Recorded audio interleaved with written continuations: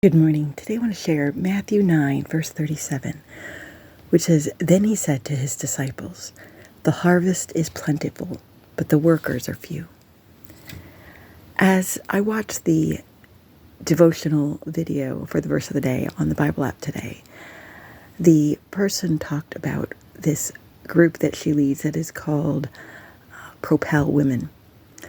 And it just struck me because for the last 2 years, I'd say, I have been praying specifically for some couples that the husband was either dealing with an illness, a serious illness, or wound up passing away.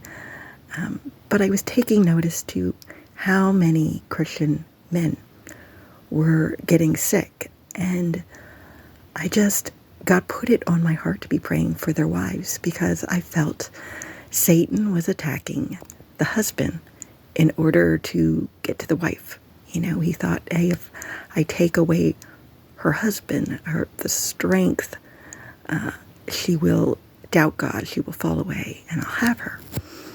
So I was praying specifically for these women to have strength and courage and to put their faith in God, to have that just really be stronger.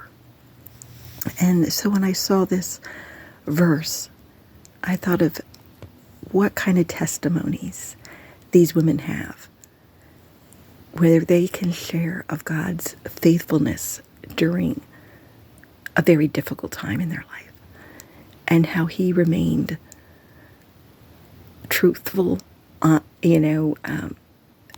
their rock.